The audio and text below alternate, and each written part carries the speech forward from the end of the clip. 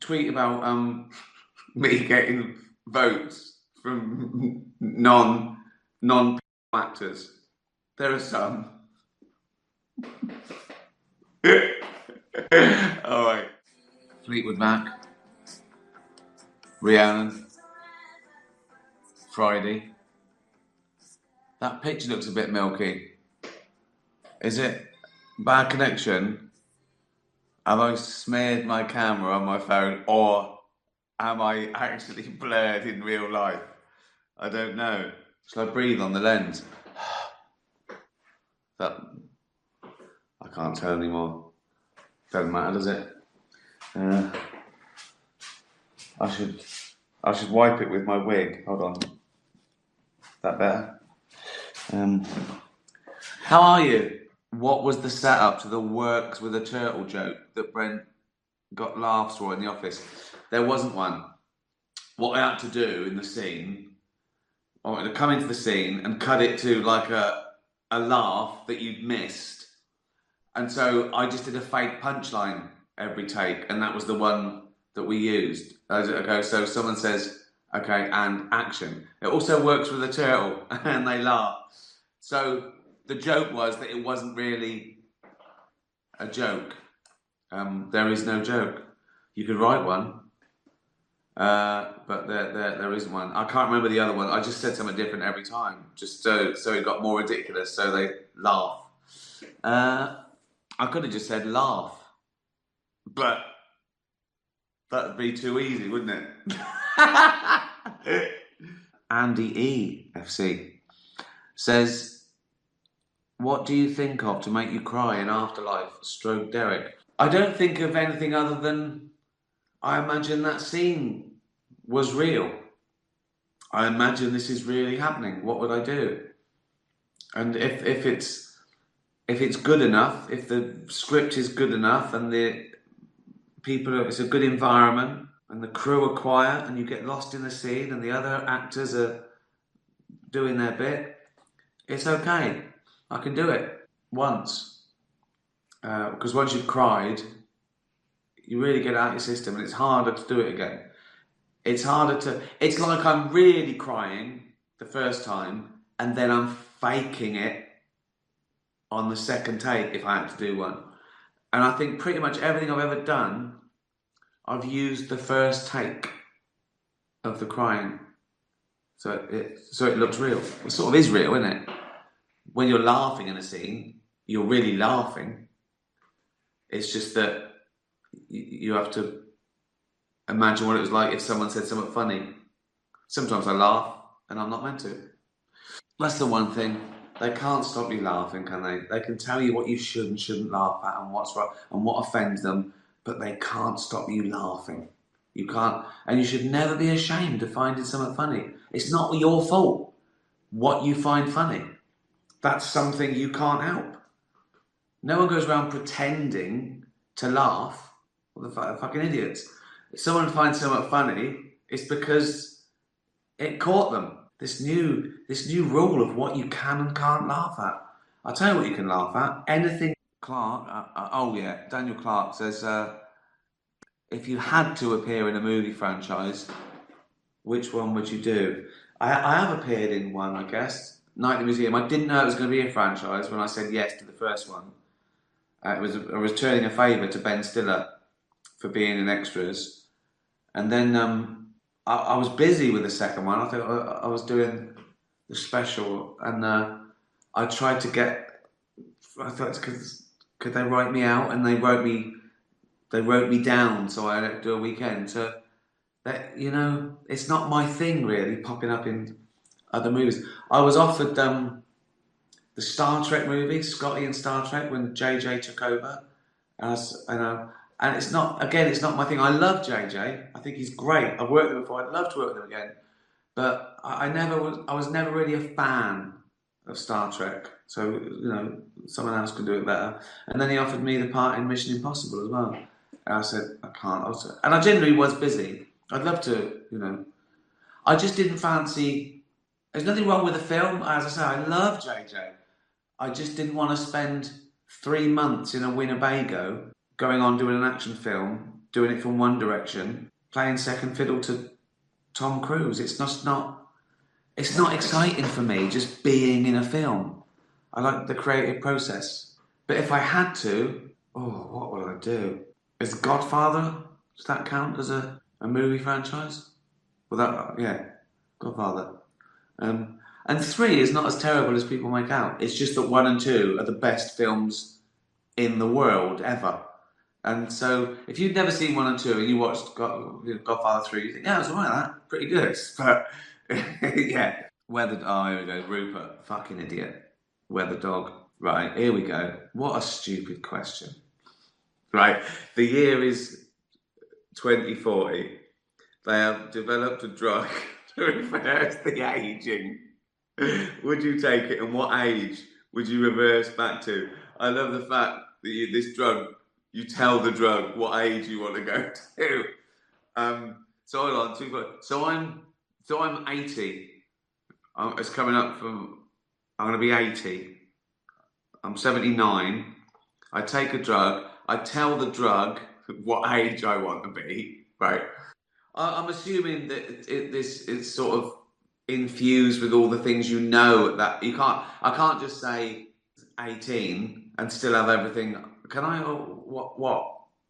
I mean, I suppose you choose your healthiest, I guess, but I don't know. I don't think 18 is as good as 40 or 50. I don't know. Looking back, it'd be weird, wouldn't it? I'd have all the sort of values of a 79-year-old. I don't know. Would I have hair again?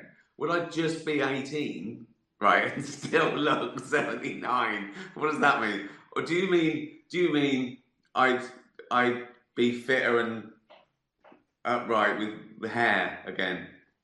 50. I'd be 50. Stupid question, Rupert. You're a fucking dog. Why am I even answering questions by fucking Jack Russells?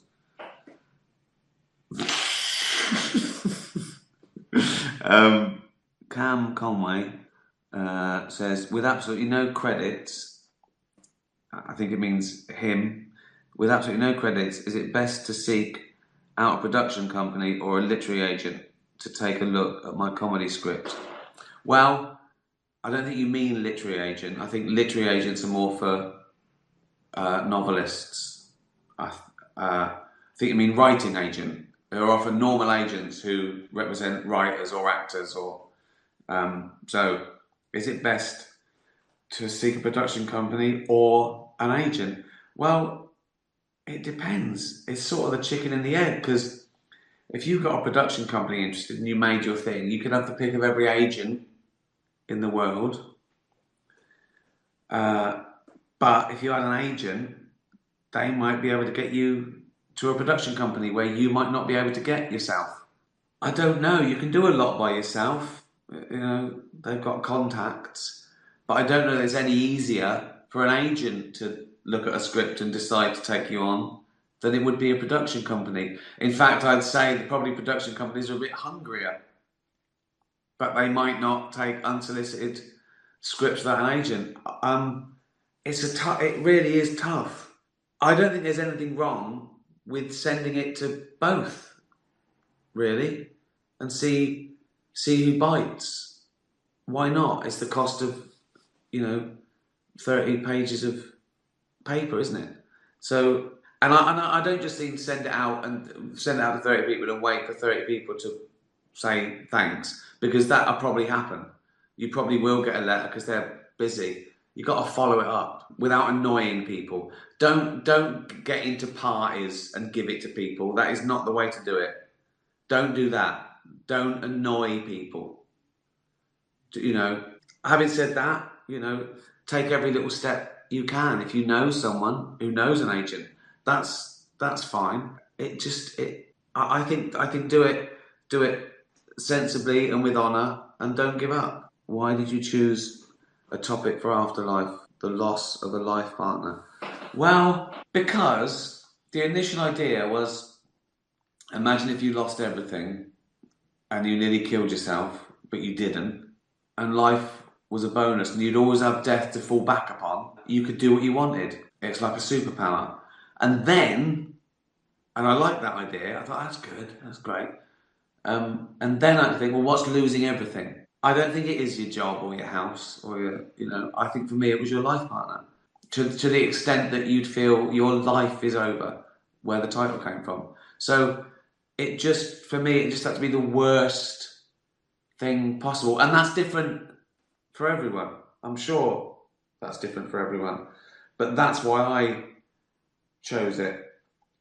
And you could really feel, you'd feel cheated and alienated, angry. And I had to have something that would put him into,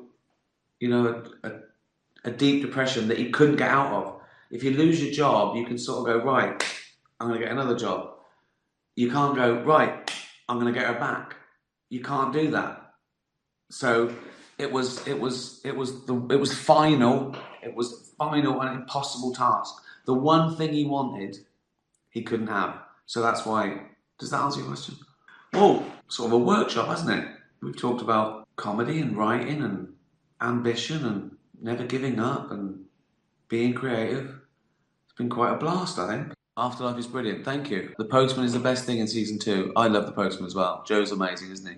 Have you seen Sarah Cooper doing the bits on Trump? Yeah, brilliant. Yeah, it's amazing, isn't it? You can just say the words, mime the words that someone actually said, and it's funny. There's a guy that does the same with Brent, who's amazing. Cole, I retweet them, and it's quite a skill. Because it's not like miming along to a song where you've got the rhythm. It's great. I started voting for the Emmys yesterday. I've got no chance. No chance. Not after I called them all and drug addicts. It's not the best way for your peers to vote for you, is it? And not all of them. The ones that vote for me, they're all right. If you vote for me, you're not a nonce. You're not a nonce or or a deviant. Listen, if you're an actor and you're an Emmy voter and you're not a sex offender or pill popping deviant scum, then please vote for me. Best performance in the comedy. I can't be fairer than that, can I? Is that it? I love that caveat that someone's going, what? If I'm not a nonce? Oh, sorry Rick, I am a nonce. I can't vote for you. I might not win, but I haven't got any votes from. Sometimes I think I don't take this seriously enough, but luckily other people do, and that's what's funny. I remember the first couple of times I won awards. It was a joke. I thought that's not why I did it. I'd already been paid. It was always the best job in the world. I was absolutely loving it. And then I was at an award ceremony and I looked over, I'm not going to say who it was, but I looked over and they were fucking desperate to win, right? And then, because they're so desperate and needy, that's when I wanted to win. And I did. And from then on, I loved winning because I knew some people were hating it. Some people hated me winning. Is that a healthy attitude? Is that a healthy attitude? Oh dear. Tweet about me getting votes from non actors. There are some. All right. Tatty bye, everyone. Tatty bye. And what we will build on. Starmer, a pledge is not an indication. A pledge is a word, is your word. It's a pledge, because you're hiding behind the process. No, the Labour Party said... Why don't you do what the other candidates do and tell... Don't Labour members have a right, as they decide whether to vote for you or not, They want to know where your money's coming from. I've been asked that many times. I've said it's coming from trade unions, from crowdfunding, from individual donations. Who's your biggest donor? It's coming from those three. One of my biggest donors was put up on the website, I think, yesterday. Right, that's one of the lawyer. Yeah. That's the lawyer. You have been given the opportunity to visit one place where the walls can talk. Interesting. Where would you go and what would you hope to find out? So, I know what you mean. So, the walls have got all the secrets of all the things that have ever happened there. Is that what you mean? Yeah. Well, I think most people think of the White House or 10 Downing Street or the Vatican. Which would be, I'm not really interested in politics and when people plan to do things because they're sort of documented. And I know there's sort of secrets and stuff, but I'm more interested in like sort of scientific discovery and things like that, really. Like, I don't know, Isaac Newton's laboratory. What was he doing? What was he? I assume the walls can know what they were thinking as well. Like, it's not just a wall, and they would just see it, and he just goes, yeah, and what? I don't know what he was doing. I assume these walls are intelligent, they took it all in. They've remembered, they can tell me everything. Probably something like that, like Einstein's study, you know, like what? Sure, he was a genius. He did relativity, but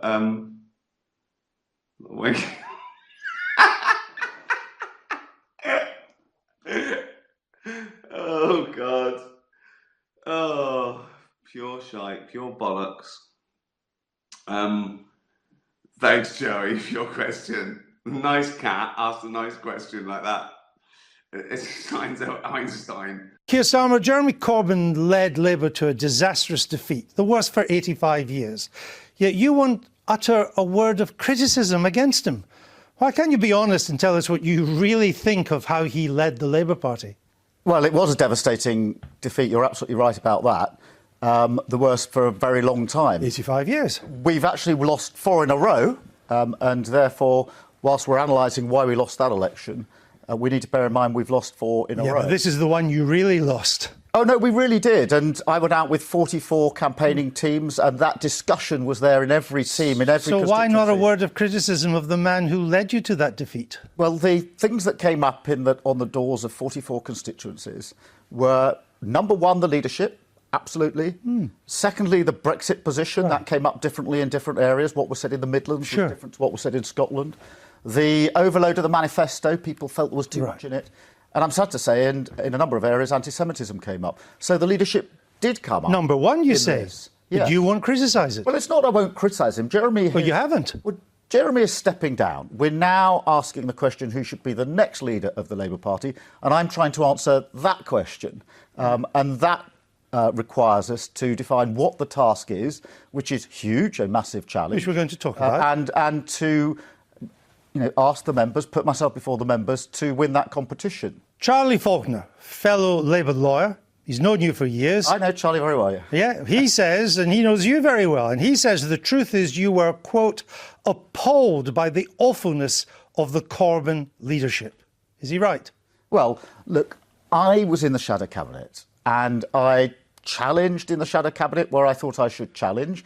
I don't speak outside the Shadow Cabinet. Were you appalled by the awfulness of Mr. Corbyn? We obviously got it very wrong in that general election. Jeremy has stepped down, and we're now looking for the next leader of the Labour Party. Well, let me tell you what a lot of people, because you're reluctant to say what Charlie Faulkner thinks you think, and that is you're reluctant because a large part of the Labour membership still worships Jeremy Corbyn. You're frightened to say anything critical because it will cost you votes in this election. That's the real truth. It's a calculation. It's not the truth. I served Jeremy for 3.5 years in his shadow cabinet. I worked well with him. He actually led us through some really difficult times. I had disputes with Jeremy, things I didn't agree with him on, and we either had it out around the shadow cabinet table, or on occasion I went to his constituency office and we had a discussion there. So I know what I agreed with with Jeremy. But the question now is not what's the criticism of Jeremy, it's who's the best leader to take us from where we are now to where we need to go. And I've been running a very...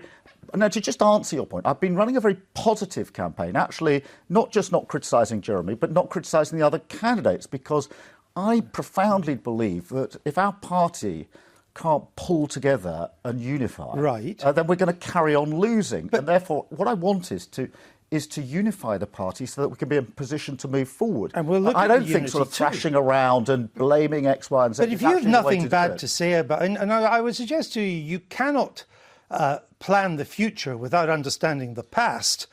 And if you have nothing bad to say about Mr. Corbyn's leadership now, why did you take part in the attempt to topple him as leader in 2016? Well, in the immediate aftermath of the referendum, I thought we needed a change, and I set out my reasons for it. We then had a leadership election. Jeremy won it convincingly. I accepted the members had put him in as leader, and I then served him for the next 3.5 years. You said it was simply untenable to suggest that we can offer an effective opposition without a change of leader. Untenable. But we then went through a process, agonising process over the summer of 2016. Jeremy won convincingly, and I took the decision that in those circumstances, the right thing to do was to serve in the shadow cabinet, particularly on a brief such as the Brexit brief, which was so important. I'm not, I think that was the right thing to do. I then... Well, maybe you were right, because it did turn out to be untenable. You got thumped in the election with Mr. Corbyn.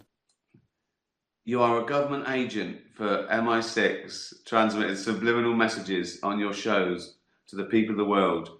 The message is your choice. What message do you send out? So I can change the world without them knowing by just doing these. I've been sending out subliminal things that people will go, oh, maybe I'll become vegan. Well, things like that, right? That's a good one, obviously. Stopping animal cruelty. What are the big ones? Protecting free speech. Secularism for the world. Fairness. And equality. And that's supported by free speech. And vice versa. And animal cruelty. They're the main three for me, aren't they? Well, if I could stop animal cruelty, I'd sort of... But then there's another injustice that's equal if you can't have free speech. It all comes from that, doesn't it? I mean, if I could make the world secular, I think all the problems would be solved, really. People would they learn truth and had the right to say it and... fucking hell, that's you're a dog, Gunnar. Why are you asking me questions like that? I haven't had time to think about it. I've been given the greatest opportunity of mankind, and I don't know that everyone has to take a picture of themselves and send it to the news and go, "This is the picture I want when I die."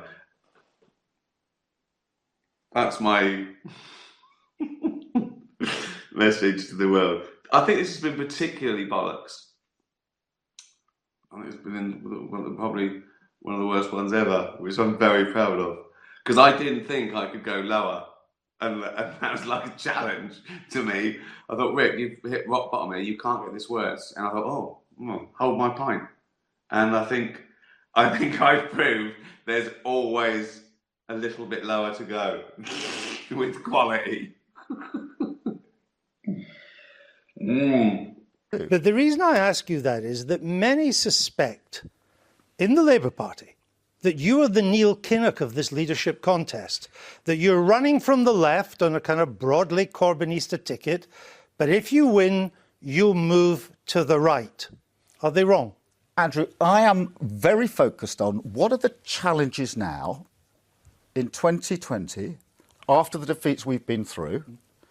How do we meet those challenges and prepare a manifesto probably for 2024 that speaks to the 2020s and the 2030s? And therefore, I'm not trying to be a past Labour leader. I want to be the next Labour leader. But 80% of Labour Party members in a poll think that you would move the party towards the centre. Well, I've seen that poll. I have set out my case. This is how we conduct ourselves in our party, week after week, hustings after hustings in front of our You're members. not getting your message through if they think you would move to the centre. I am making my pitch to the members, and they will make their minds up over the next few weeks who they want to lead the Labour Party. Why haven't you declared all the major donors who are funding your leadership campaign? Well, at the beginning of the campaign, the Labour Party set out the rules that we should all comply with, and they briefed us on it. And they involve doing the necessary checks on any donations, and then passing it to the parliamentary authorities so that they can be published. And I'm following those rules. But that's process.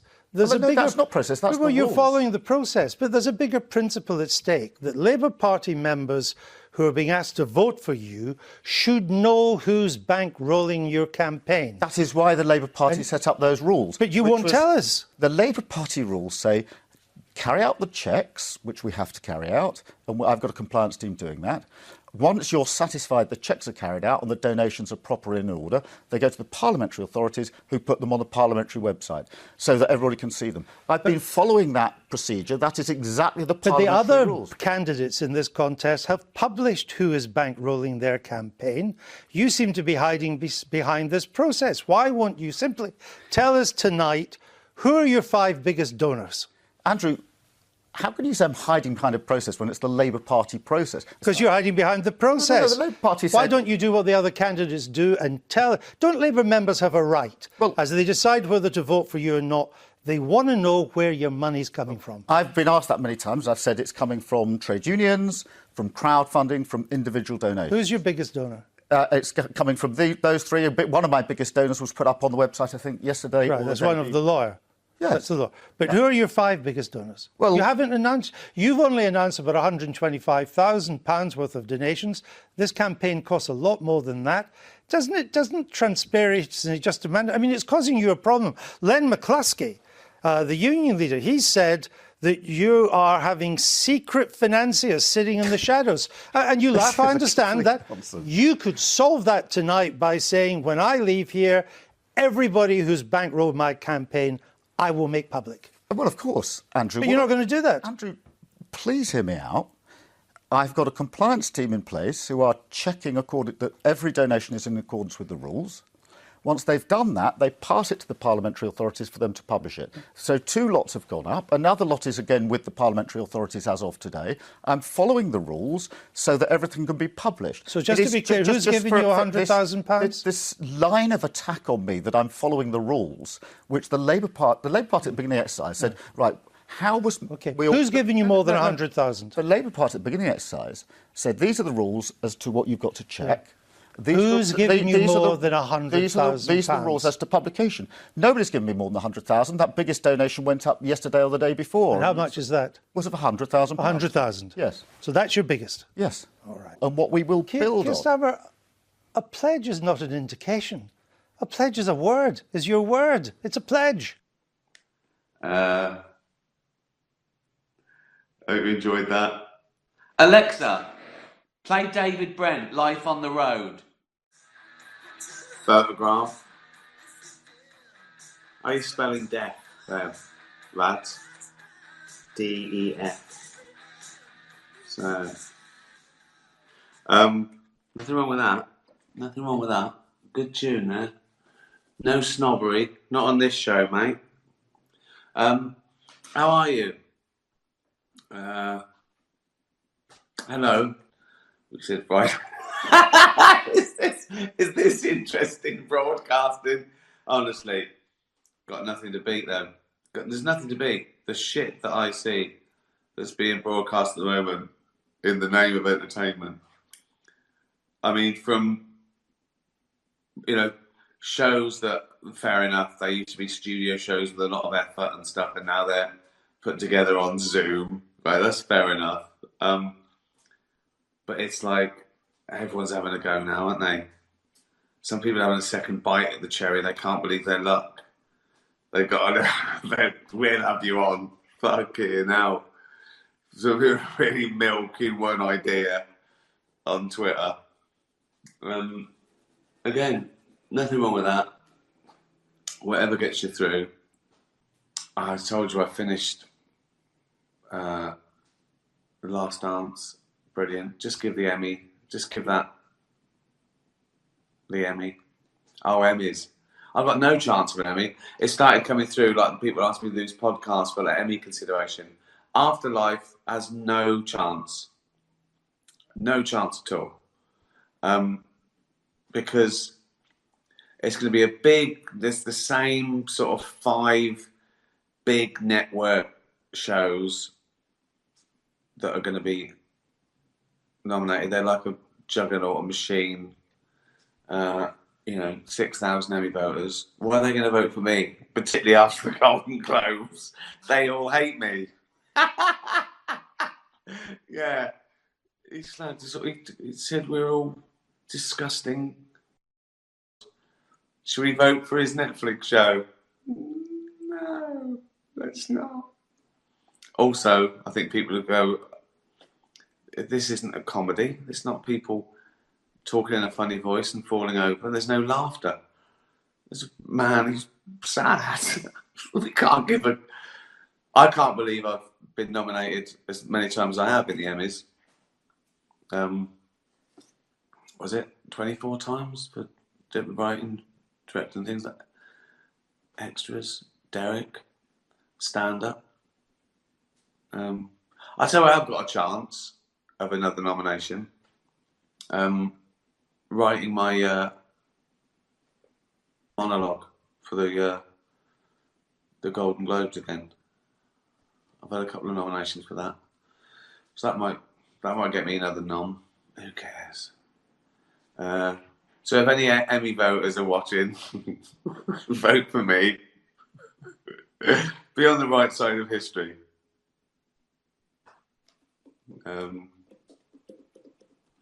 It doesn't matter. You realise it's very exciting still. And the first time you get nominated for anything or win anything, you think, "Oh my God, this is the greatest thing ever." And then when you see the idiots who get nominated, like it's not that special. And the idiots who fucking vote, and the reasons people vote for things and stuff. But it's nice. It's always nice to be around in the mix, to still be there. I'm talking like I'm dead. This is me writing my own obituary. Yeah, good innings. He was always around. He always got nominated and did a bit of everything. Didn't he? He wrote a little bit and directed and acted. Did a stand-up. Did some children's books. Yeah, he had a good lazy bastard. He liked to drink. He was a nice lad. He stayed normal. Wasn't a nonce. Didn't kill anyone. Paid his taxes. That's not bad, is it? That's not bad for a top entertainer. Yeah, that'll do. Be long on the gravestone, won't it? That'd be a long. Did lots of great stuff. Didn't kill anyone. Not a nonce. Paid his taxes. I'll be happy with that. Had a laugh.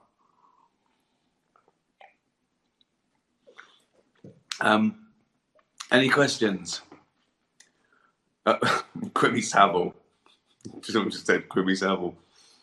Oh, the other day when I explained to Americans who the outtakes where Ratty and the Nonce were shouting out nicknames like Quimmy Savile, Michael Parkin Bum, and all that. What was the other one? Harold Shitmum. I explained who they were, and I felt bad after, but I lumped in Michael Parkinson with Jimmy Savile and Harold Shipman. Right, now Harold Shipman was a murderer. Jimmy Savile was the world's most prolific nonce. Right, Michael Parkinson didn't do anything wrong. He's a nice man, at the top of his game. He was our greatest interviewer. I wasn't suggesting that he was in the same company as those two. I should make that clear. I've probably made it worse.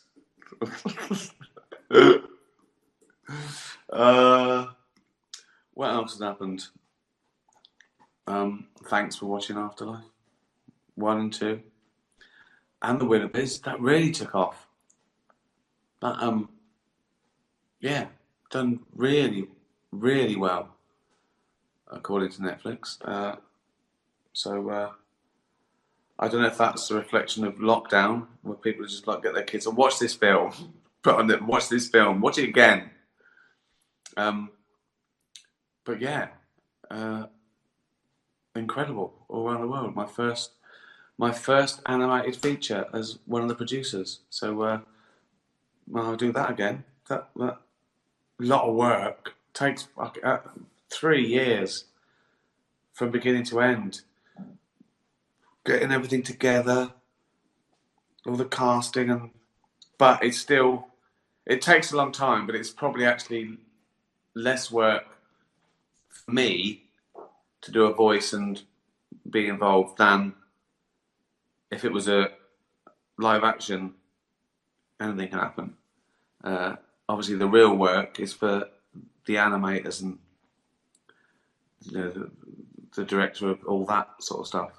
But yeah, it takes a long fucking time. Never did Jamie Redknapp. Jamie Redknapp, well, his name wasn't changed, and he's an ex-footballer who, as far as I know, has done nothing wrong either. These are just people asking me. I'm not just suddenly just shouting things out. Like, this is a man.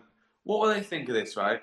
What if they found all these things like in 10 years' time and people didn't know the lockdown or why I was doing this? It just looks like the ramblings of a madman. And in 10 years' time, I probably will have lost my mind. I will be somewhere, in a home somewhere. So they go, oh, that was the beginning of it. Just so he'd be sitting there, talking to himself, drinking beer, going, Jamie Redknapp. Right, and then go, there's a cock in a drain. Maybe someone should do the best of.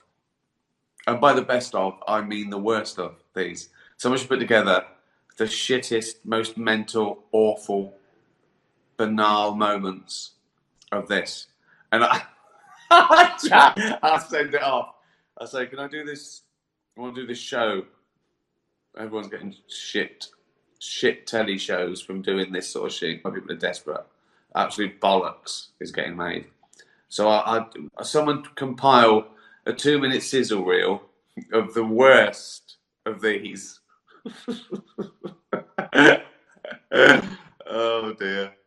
How long's that? 13 minutes. Fucking hell. We're not shit to say. Who cares? Where did I watch Bowie and Live Aid 35 years ago? In our shitty little flat on a tiny little television. I had like a coat hanger for an aerial. It was about that big. Right? The flat it's the tiny little room that I talk about where I could open the fridge from the bed. Horrible. Shitty place. Dodgy landlord. Just horrible. And a telly that it was like the picture, you had to wiggle the coat hanger thing to try and get it. It was like, it's like 3 pictures superimposed. Watching snooker was fucking terrible. It honestly, it looked like atoms and it's just 1,000 balls and black and white, of course. So yeah, and I remember Bowie coming out, and it was incredible. If I remember right, he gave up a bit of his time to show a video when I had like a certain amount of time or 4 songs, and he said, show an important video on some of mine. Yeah, and I think that's when the world also looked at Queen in a different way, didn't they? That was their big. I mean, they're already huge, but their huge global break when everyone just thought, "Oh, Queen are amazing." I hope that answers your question. Yeah, I should do something else in animation. I think I'm really getting into that. It's good that. I mean, some of the best animation is absolutely brilliant. It's just things you obviously can't do. But I do like working with actors. I like that realism as well.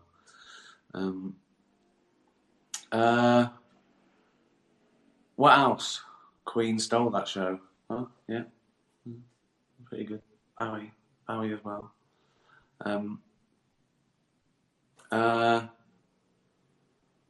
Was it Friday, innit? Yeah. Is it another bank holiday, innit? How many have they had in May alone? That's a lot, isn't it? I've enjoyed doing this though. It's been nice, just chatting. No pressure. Who gives a fuck? It's been like just chatting to. You don't get to do this sort of thing. Even interviews, you're trying to be articulate and talk in sound bites and answer the questions. Sometimes the questions are shit. Whereas this, I don't know. As I say, it's like a man in a padded cell. Just talking to I don't know who I'm talking to, really. I'm talking to you lot, but I don't know you, do I? Do you ever play darts? I used to love darts, yeah. I wasn't as good. I never understood with darts. Right? You practice, obviously, I get that. But then you practice, and then you sort of get what you're aiming for. You get, 320s, the odd treble, right? And all that. And then one day you try and get the 20 and you get a 1 and then a 5. And then I go, what, why? I just did it. It wasn't luck. Why can't I do it every time? So that annoyed me. Your favourite vacation spot? Well, not that we've had a vacation for 20 years, although flying around the world doing these gigs, I always make sure, well, one, I choose the nicest places in the world, obviously, the most beautiful capital cities and, cities in America and Canada that I want to go to. So we spend some time there. So they're sort of little vacations. Even though I'm working, it's not like work, is it? It's fun.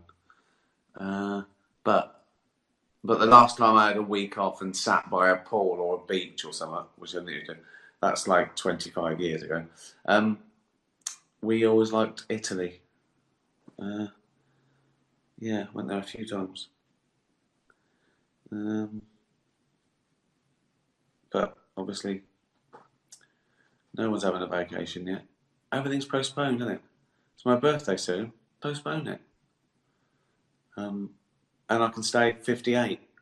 Until I celebrate my birthday, I'll stay 58.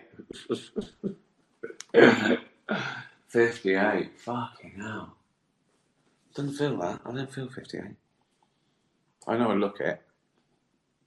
If doctors open me up, they go, he's definitely fucking 58. Look at this. Look at that. The fuck is that? That's his liver. Right. Oh, fucking hell. That is that blood? No, it's Cabernet Sauvignon. Right. Well, that's fucked. This is his bowel. What the fuck is that? We can't put this back. We can't put this back in. I don't know what doctor's doing that, lifting out my insides and showing it around the theatre, making the nurse giggle. Look at that. It's going, oh, doctor. It's fucking hell. Doing a bit with my bits. Oh, yeah. I wish I could do that, though. I wish you could sort of pay to go in a specialised thing, like a few. You go in there, right? And you go in a pod, and first they do some.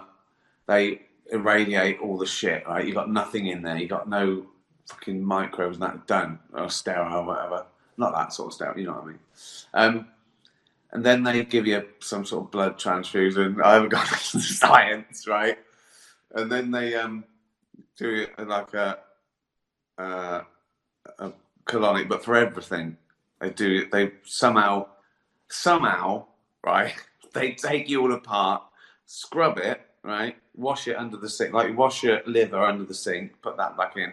Again, I'm not a qualified doctor, right? But that's what I wish they could do.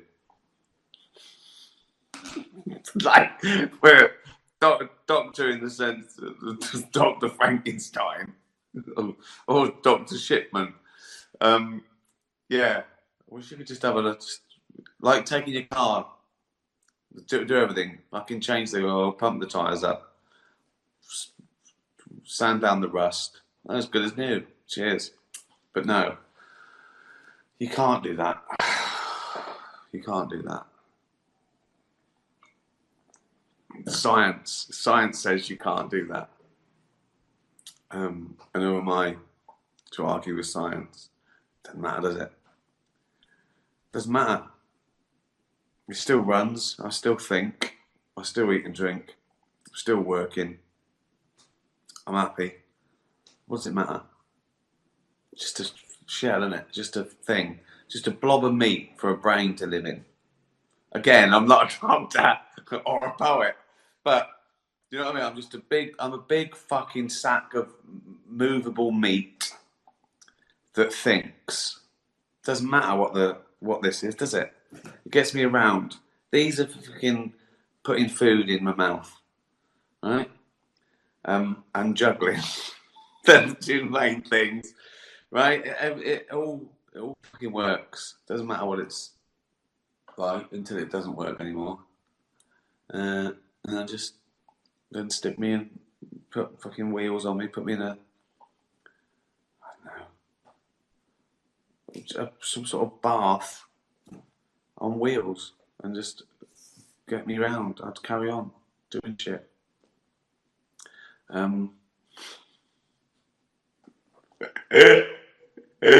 Oh, there we go.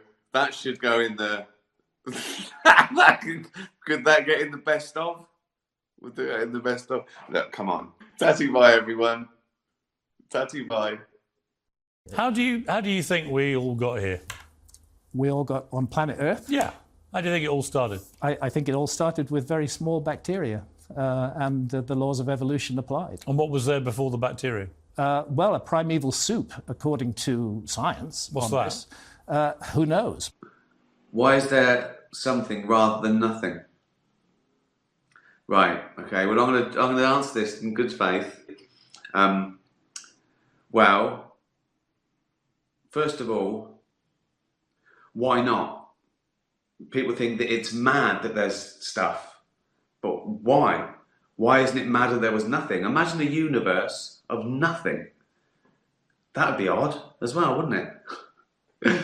You mean, and also the question why, it should be how. It don't be why, because there's no will. There's no will to the universe. The universe didn't crunch into the size of an atom and go, let's explode and make shit. There was no will, it just happened through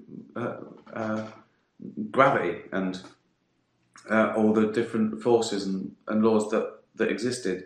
I think people mean, how the fuck? How? That's what they mean. But my question for all people like Richard Dawkins, I've interviewed everyone on this subject you can imagine, is, well, what was there before nothing? And because the human brain can't comprehend that and can't answer that question, I'm a religious person. I believe in God. I was raised a Catholic. And the reason that I have stayed that way is because to me it makes perfect sense. It's logical that there must be a supernatural entity out there which is more sophisticated than the human brain, because we cannot answer that simple question. What was there before nothing? We certainly can't. Right. What was there before the Big Bang? Nobody so because they can't answer it is that a strong question. argument for a creator of some sort. Whether that entity is supernatural or whether supernatural is simply natural that we haven't yet understood is another. Are you religious question. or not? I was brought up as a Christian. I abandoned Christianity in my early 20s. I have been through a series of changes. I feel that life does have purpose, that it does have meaning. I don't think we're here by accident. I don't believe that death is the end. I think we are incarnated in physical bodies, but I think consciousness and the body are separate issues.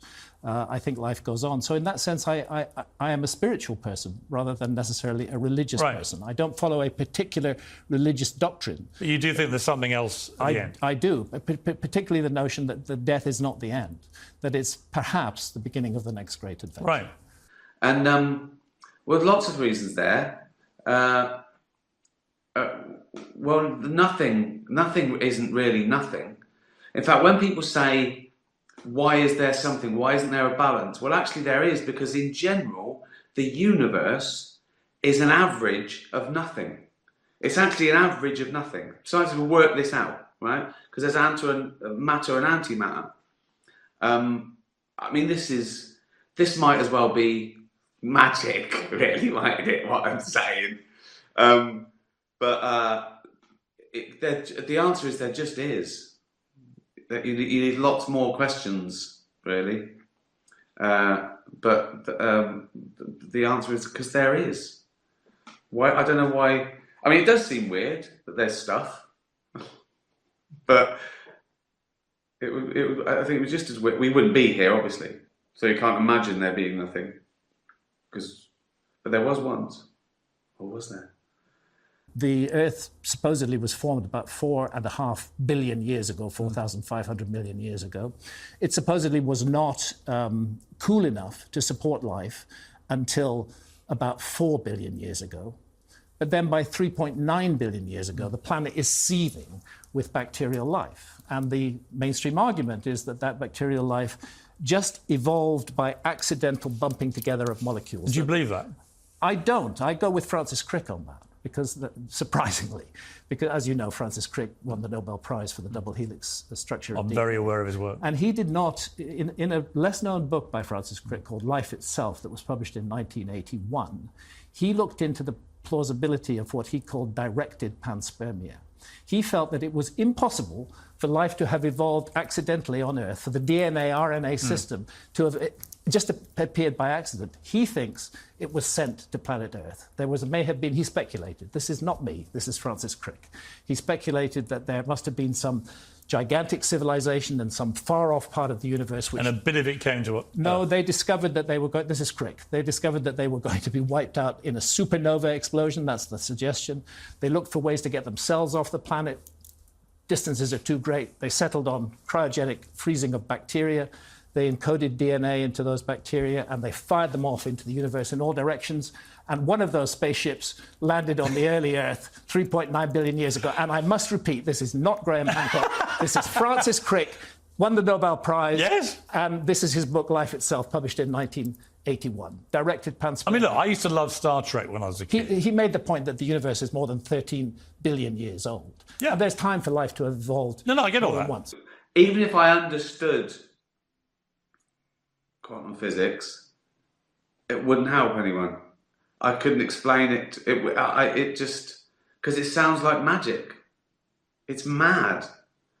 In fact, a lot of it is counterintuitive on contingent truths that we sort of hold dearly. But it is what it is. I think that's what you got to say. It is what it is. Say to me.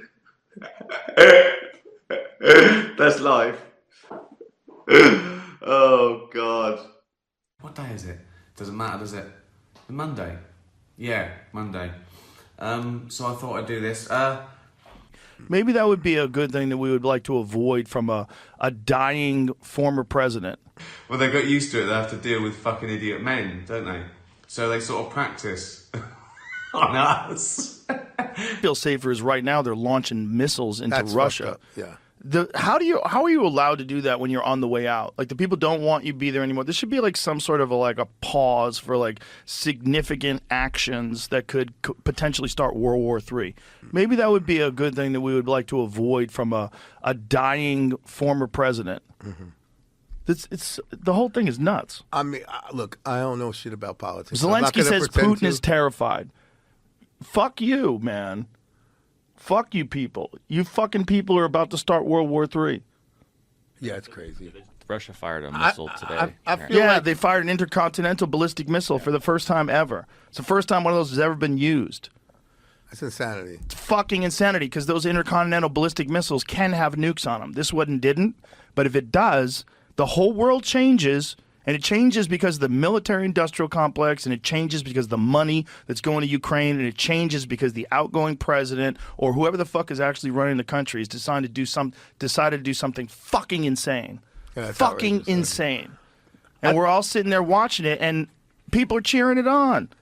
CNN was saying, like, finally, see what their headline was about Zelensky about Biden giving Zelensky the ability to use long-range missiles. U.S. made long-range. It's not like nobody knows where they came from. It's not like nobody knows we've been funding this. It's a proxy war. The whole thing is fucking insane. It's insane. Come to the negotiation table. Sit down. Work this out. Stop killing everybody. U.S. allows Ukraine to use long-range missiles. So what did they say? Someone had said that, like, CNN was saying that it was a good thing, which I think is how? How has the left gone so far crazy that they think it's a good thing to launch missiles? Just That's what's scary about life is like you don't want to pay attention to that shit. You just want to live your life. You want to just be carefree and have fun and do the thing that you're passionate about. And meanwhile, the world is burning. And you you're can't just do hoping anything doesn't about it. get It's to like, you. at that high level, it's like there's nothing. Well, we can. We voted Trump in, and Yeah, his but- idea is to stop all this shit, and hopefully he can do that. Yeah. But, man, fuck. We got 60 more days until Trump gets in or whatever it is. How many days is it, Jamie? But who knows? Maybe once he gets in, they'll ramp it up. Who knows? Maybe they'll sabotage his administration. That's what's even more scary. People don't want him in power. And the people that are in power don't want to leave power, and they'll try every way they can to keep it. 60 days from today. All right. On the news. 60 days. Keep your fingers crossed. And Yeah, just hope Putin understands what's going on as well, and Zelensky doesn't do anything stupid. But saying that Putin's terrified, God damn it. It's like you're trying to like tug the tail of a fucking sleeping Dragon. dragon. Yeah. Also, Zelensky, can I get a drug test? I nearly slipped the other day after a shower. I stepped. I thought, oh, that could have, I could have fucking put my back out, which I did last week anyway, playing tennis. I don't think of like landing down a toilet. I think of smacking my teeth on the fucking sink or cracking my head on the fucking corner of the tiles. My worries are like much more calm. They don't go doing. They just go. Ah! It's much. That's that. I don't worry myself comedically. My worries are like horror. Like I'll be going to get to sleep at night and I just think, oh, I hope I don't, turn over in the night and stick the fucking scissors in my eye. That's where I go. So yeah. But then when something like that happens, I slip and think, oh my God, am I okay? Didn't put my back out, didn't crack my head open. I think, brilliant. I didn't just crack my head open. What a great day. And that cheers me up.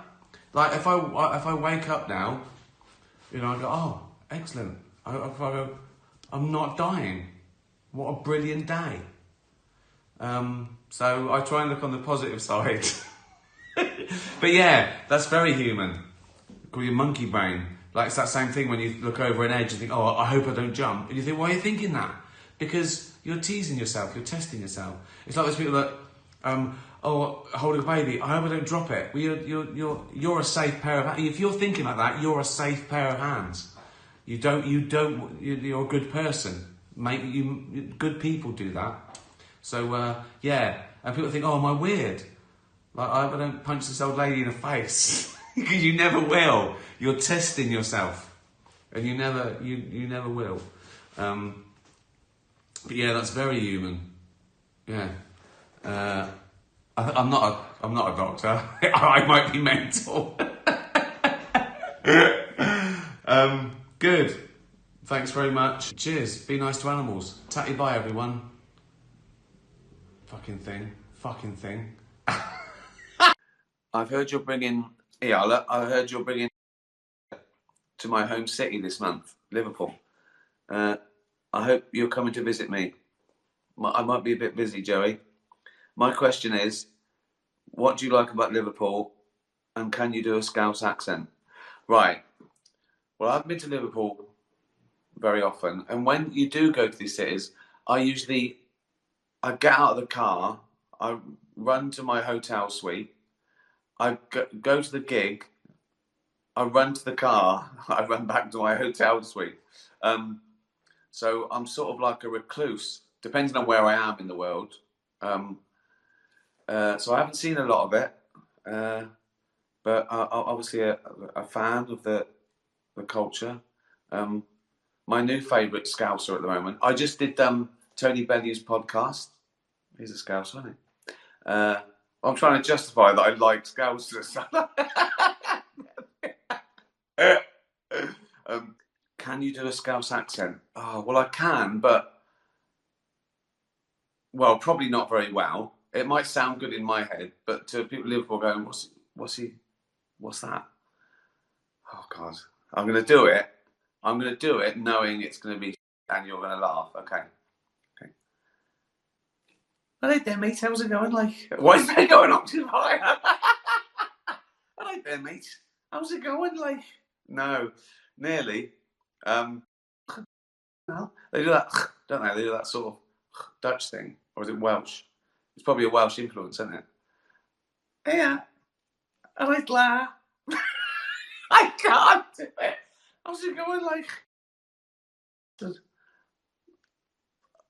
not very good, is it? Is it all right?